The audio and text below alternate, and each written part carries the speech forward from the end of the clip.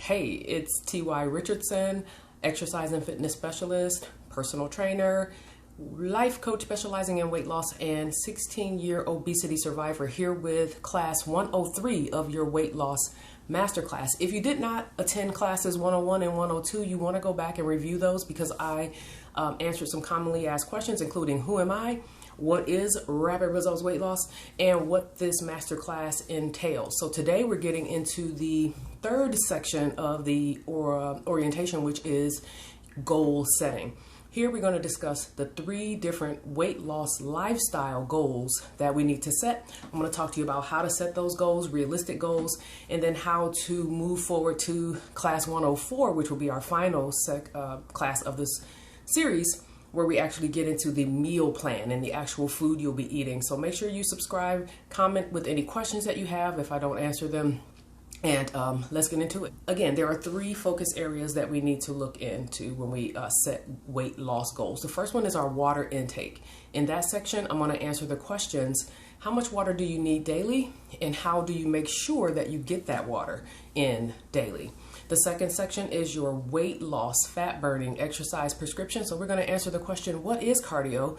How much do you need per week? And how do you get that cardio in if you don't have access to cardio equipment? And then the third area is actually setting our weight loss goals.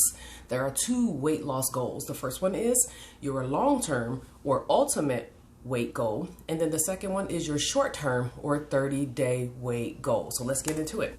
Whenever I talk to people about water intake, I like to look at it from the vantage point of hydration versus dehydration. So I'm going to just list a bunch of things that water does for us and talk a little bit about what happens when we're not properly hydrated. So hydration versus dehydration.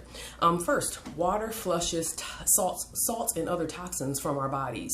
As we eat and drink throughout the day, some of the food and drink has byproducts that are really not meant to be absorbed, preservatives and things like that, but also just plain old sodium. When your water intake is where it should be, you don't have to worry about taking in too much sodium.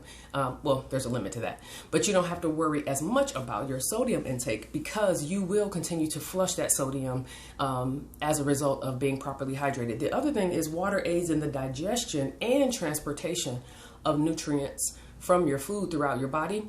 Water also reduces food cravings. A lot of times when people say, I feel like I just want to snack all the time, one of the reasons is because you're not properly hydrated, which means you always feel like your mouth is dry or your energy is low, and you've trained yourself to eat when you feel low energy as opposed to drink water, and you've trained yourself to eat when your mouth is dry as opposed to drinking water. So when you're properly hydrated, you don't have those dry mouth and low energy moments.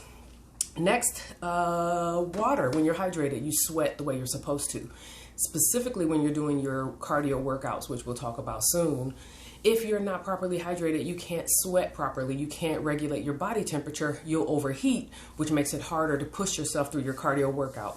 So being properly hydrated helps you regulate your body temperature. It also increases your metabolism. Even though water does not have calories, when you drink water, the process of absorbing and actually utilizing the water and the hydration of your body burns very few calories, but it does actually burn calories. So drinking water also gives you that bump if you're, again, feeling low energy, especially between meals. Oftentimes it's not that you're hungry, especially if you're following my meal plan. You'll have plenty of food. The issue is probably that you're dehydrated and you need to drink more water. Next, being hydrated increases your mental sharpness and reduces headaches. So if you find that you feel sluggish or have a hard time concentrating, specifically between meals and that kind of thing, try hydrating before you eat something. The answer is not always food. Sometimes you just need the basics just to be hydrated. Every living thing needs water. You're just like a houseplant. If you buy a houseplant, you can put it in the perfect window. You can give it the right amount of light and the perfect temperature. But if you don't give it any more than a tablespoon of water a week, that beautiful plant is going to shrivel and die. You're the same way. It may sound dramatic, but it's true. When you're dehydrated, your skin looks wrinkly, your eyes aren't as clear. And again, all these other things I've mentioned, your energy is low. You're more likely to overeat, and you're operating at a disadvantage just as a human being because you are not properly hydrated, so your body is operating as best it can given the fact that it does not have what it needs. We don't want that, right? Every living thing needs water. Why don't you? Okay, so let's talk about goals. The Rapid Results weight loss goal for water intake daily is 64 ounces or more. So 64 plus ounces. And this is a good starting point. So we hear all these different theories about drink a gallon of water a day and all these other things. Here is the quick and dirty way to know how much water you need. You want to start out at 64 ounces. That's the bare minimum, right? At 64 ounces, if you're still not going to the bathroom every 90 minutes to 2 hours, you're not properly hydrated. Get over it, people. You're going to need to pee when you're properly hydrated. The other way you know if you need more water is if at 64 ounces, your urine is still not clear or almost clear. This means that you still have more toxins built up. It just means that your urine is really concentrated and you still need more hydration. So if you start at 64 ounces and then let your body be your guide, you'll know exactly how much water you need to drink daily. Now, a little side note, you need more water when you do cardio exercise or when you do something that causes you to sweat more, because sweat literally is water coming from the inside out, right, to regulate your body temperature. So if you are someone who exercises often or vigorously, or you're a heavy sweater, you really want to make sure that you get to that 64 ounces as soon as possible and then start to watch those two indicators, your urine color and your urination frequency. Okay. So then the second question is, how do I get this water in every day? If I'm not someone who enjoys or is used to drinking water, how do I get these ounces of water in a day? One thing I teach my clients is 8 ounces an hour will get you there. 8 ounces of water, which is literally 1 cup. 8 ounces of water every hour for 8 hours, 64 ounces. So you don't have to make it a huge undertaking where you're walking around with a gallon jug like a small child. It doesn't take all of that. Really, all you need to walk around with is a measuring cup. And every hour on the hour, or sometime within every hour, fill that cup up, drink your 8 ounces of water, and you've made your hourly requirement, and you'll definitely make that 64 ounces by the end of the day. So 8 ounces of water. The other thing, or 8 ounces an hour, the other thing you can do is download one of the water reminder apps. There are so many apps out here that can either give you a drop sound when it's time to drink water, or you can log your intake of water and it'll sort of congratulate you and help you keep track of it. So if you're not someone who naturally drinks water, 8 ounces an hour, download an app to help remind you or set an alarm so that you can get in the habit of drinking this water. So then the next question is, what is okay to add to your water? I say that butt naked water is the best way to take in your water, but if you're having a hard time with just water, plain water, there are 3 things that you can add to actually enhance the nutrition and the medicinal properties of water. One of those things is if you add lemon. Oh my gosh, just research the benefits of adding lemon to your diet. It's just, I won't even go on and on about that because there's so much research about it. But one thing I do with my lemon is I don't just drop lemons in my water. I want to show you what I do. So I cut my lemon into about 4 pieces and I literally squeeze the lemon into the water. And that way I get some fiber from the pulp as well as the vitamin C and the other properties that lemon gives us. Plus there's digestive, like research all of the benefits of lemon. But if you just slice the lemon and drop it in the water, you don't get the full value of the lemon the way you do when you actually squeeze some of that pulp into the water. The second thing is ginger, which is another medicinal food.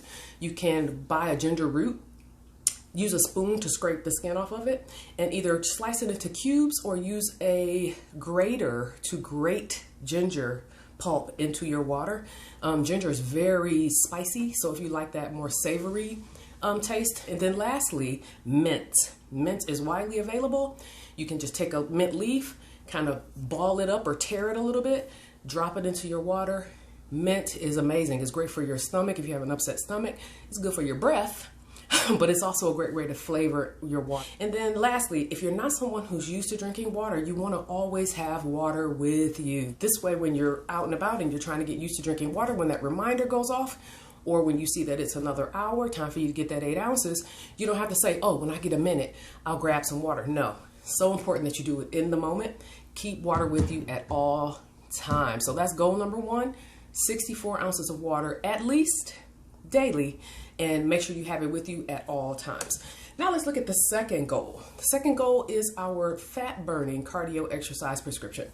Let's first look at what cardio is. In order for something to count as quality cardio, it needs to have two components. One, it needs to be continual, meaning it goes on, either nonstop or almost nonstop for over 15 minutes. So 15 plus minutes continually. So number one, continual for 15 minutes or more.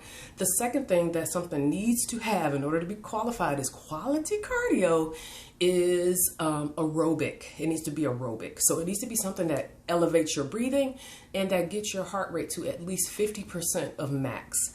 How do you know what that number should be? So if you take your age and subtract it from 220, so 220 is approximately how many beats we have, heartbeats per minute at birth, 220 beats per minute. You subtract your age because we lose 1 beat per year of life. All right, so 220 minus your age, and then to get that 50%, you multiply that number by 0.50. That'll give you what you want, at least your aerobic output to be able to be considered cardio. So does strolling through the park count as cardio? No. Is it beneficial? Sure. Does it maximize your cardio output? No. Does it make your heart and lungs stronger to walk at a slow pace? No.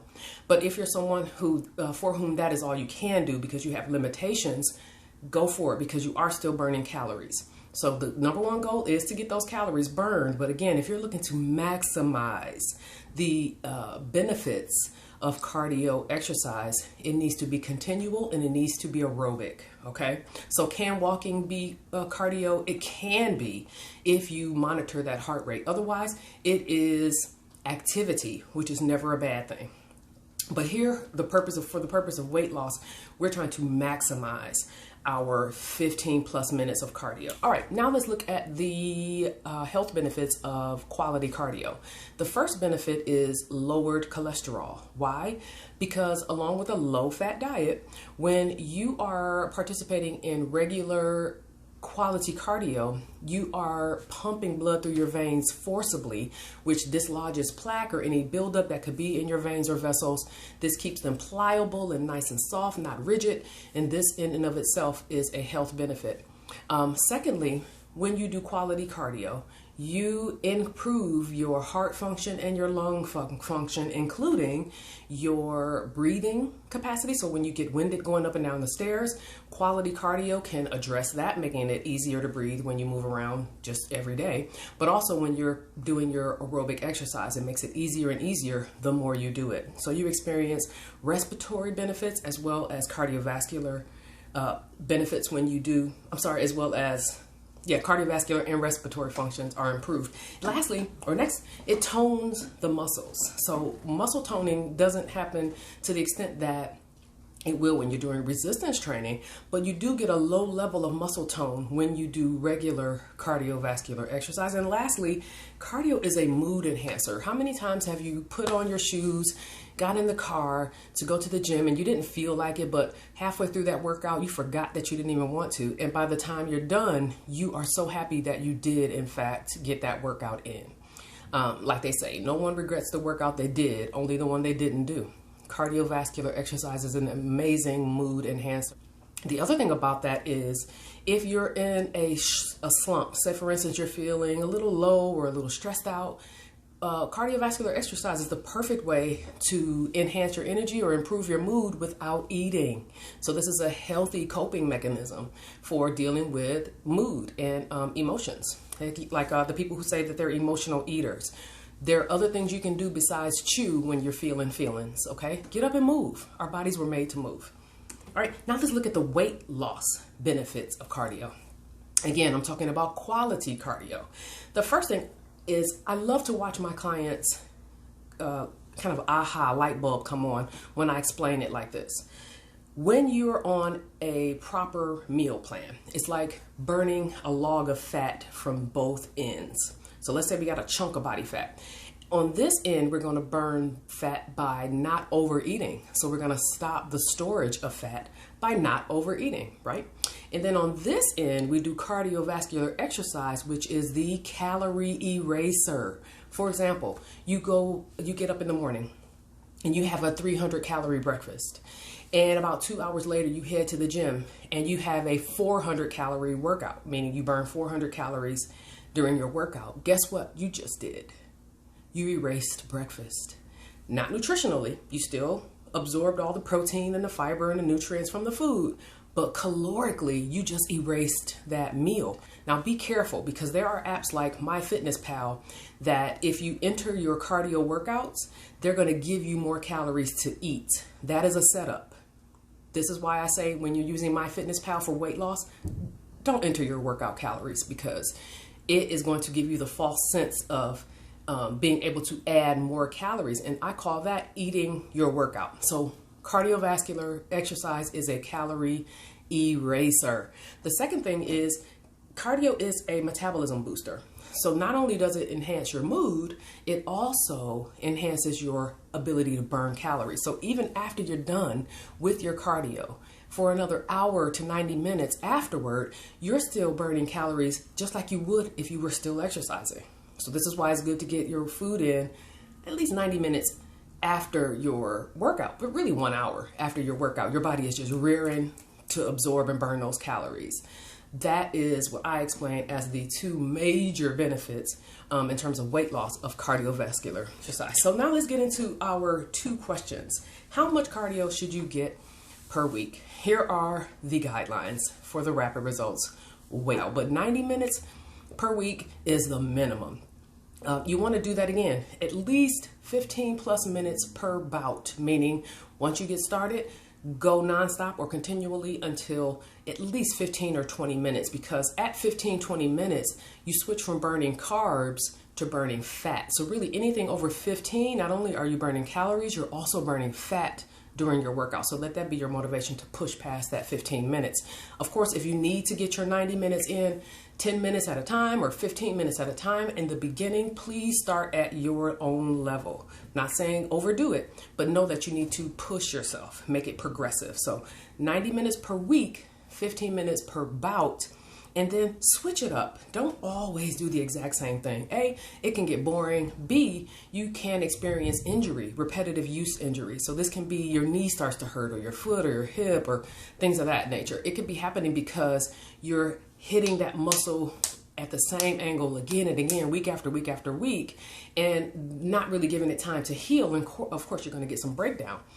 So make sure that it's 90 minutes a week, 15 minutes plus per bout, per workout, and switch it up. And now let's look at how to get cardio in if you don't have access to gym equipment. So I'm just going to list a bunch of home workouts that you can do to get your cardio requirement, and then I'm going to go into some fitness equipment and gym type workout options. So first of all, if you're doing your cardio at home, in the age of YouTube, there is no excuse for saying that you don't have a workout to do. Even if you're someone who does not enjoy working out in front of a screen, it's not a good excuse that you don't have options. You have so many options at home. I dare say at home you have more options than if you go to a gym. So at home, go on YouTube, type in exactly what you need. Home cardio, 15 minutes, beginners. It doesn't even have to be a cohesive sentence. You can type in obesity, home cardio, no impact. You can type in home cardio dance workouts. You can be very specific. You have so many options on YouTube. It's absolutely incredible. I'm actually working on building up my library of workouts as well, but I tend to be a more high intensity instructor, and I do offer modifications.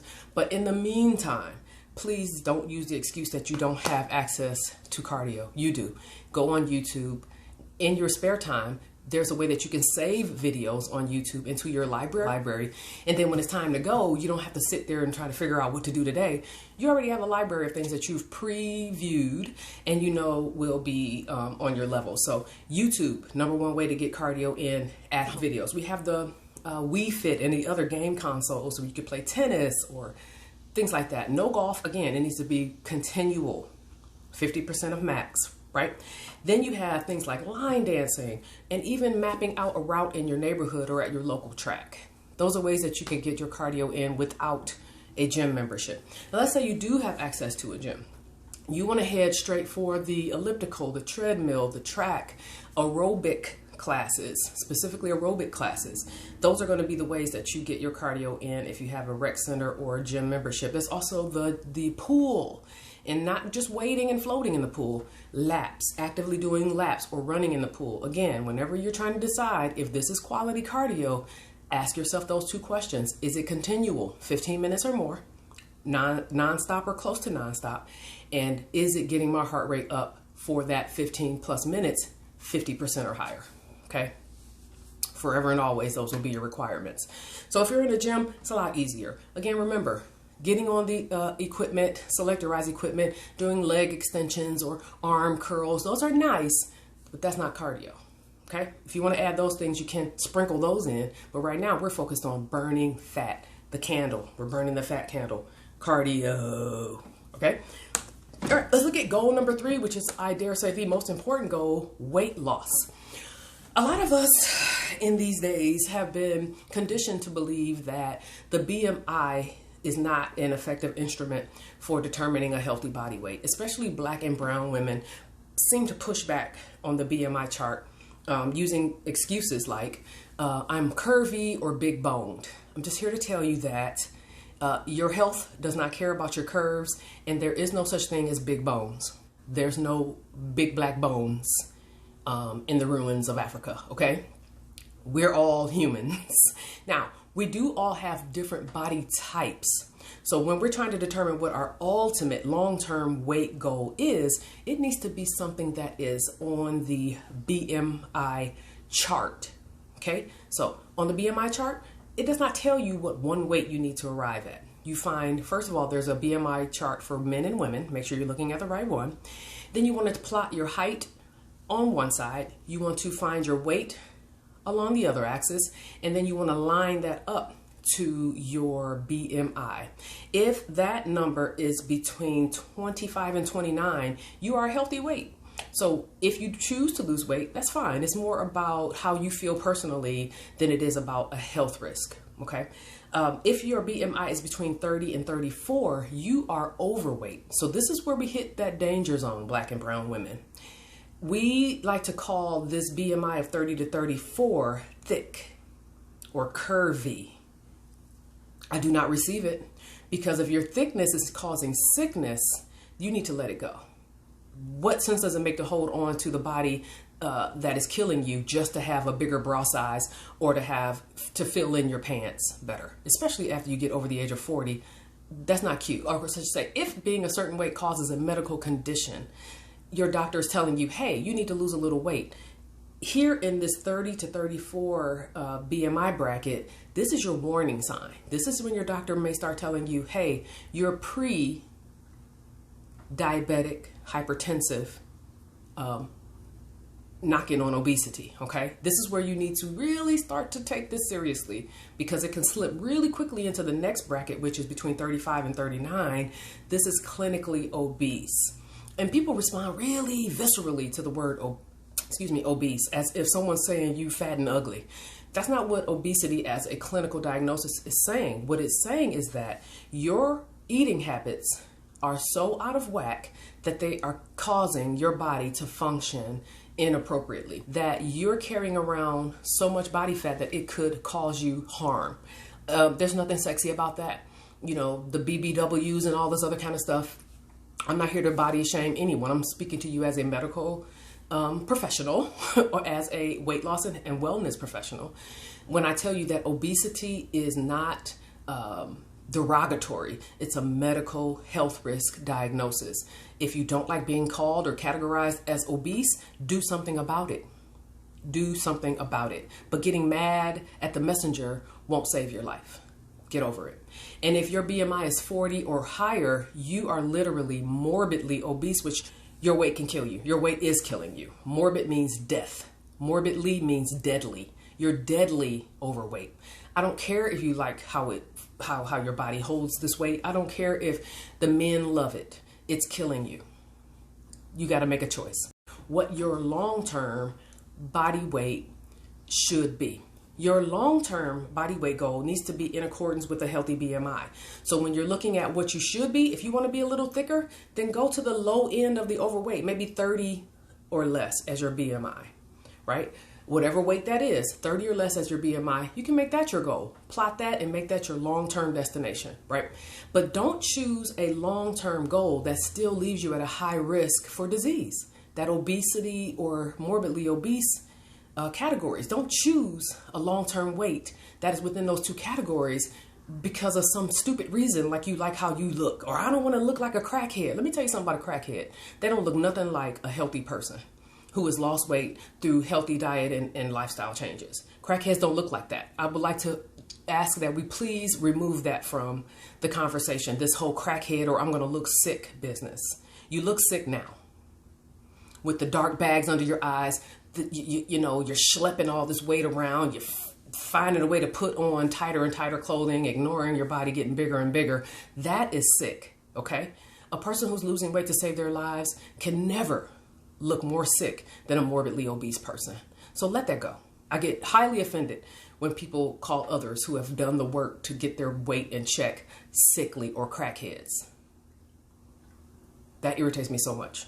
So your long-term weight loss goal needs to be lined up with a healthy BMI. Not my job to tell you what that will be. You determine that. But don't say, oh, well, I'm morbidly obese. I just want to get obese. That's ridiculous. It's ridiculous. Long-term goal needs to be a healthy BMI. If you want to ass and your ass goes away when your BMI is healthy, do some squats, call me. I'll give you a butt building workout. We can do that. But we're not going to call thick. We're not going to call sickness thickness anymore, ladies. Let it go. Let it go. Especially if your belly sticks out past your boobs, you're out of control. Out of control. So that's how you determine your long-term weight loss goal. Now let's look at your 30-day. Let's shrink that down to a 30-day little bite-sized goal. Your 30-day goal for this program is called Rapid Results. Okay. Your 30-day goal needs to be between 5 and 25 pounds. How do you determine where to land yourself on that continuum? If your BMI is healthy, then you aim more for the 5-pound goal because you don't have a lot to lose. And like I said in Masterclass 101 or 102, the heavier you are, the faster you lose. So if your BMI is obese or morbidly obese, you need to aim to lose 20 to 30 pounds a month. Especially if you're morbidly obese, you can drop a pound a day. You absolutely can drop 1 pound per day. All right. Forget that 1 pound a week business. If you're obese, that's not for you. 1 pound a week is more so for the healthy or slightly overweight population. If you're obese, you need to be trying to drop 5-10 pounds per week. Okay. All right. So that's how you determine your 30-day weight loss goal. Now let's break that down into an even smaller goal, which is your weekly weight loss goal. My recommendation is that you hop on that scale every Sunday morning. It's just a good day to start fresh before you eat or drink anything. But after you go to the bathroom, we're going to look at what your weekly goal should be. So you take that goal. Let's say that you decide you want to lose 10 pounds in 4 weeks. You take that 10 pounds, you divide it by 4. That's the number you want to be down each time you step on that scale. So that gives you your weekly weight loss goal, which culminates into your 30-day weight loss goal, which strings together to be you can make that your annual weight loss goal. If you are someone who's obese or morbidly obese, you need to keep on trucking past that 30 days. When you get done with this 30 days, reassess, check your BMI, set another goal, break it down again into 30 days, keep it moving. Never stop until you get a healthy BMI. Never stop. Your life depends on it, literally. So in our next video, which is Weight Loss Masterclass 104, the final series or class in this series, we're going to talk about how to lose weight. We're going to get specifically into your healthy meal plan and your healthy grocery list to make sure you always have on deck what you need to make meals that are not only healthy, but are tasty. You don't have to suffer with nasty cardboard food in order to lose weight. We're going to get into that next episode. I'll see you soon.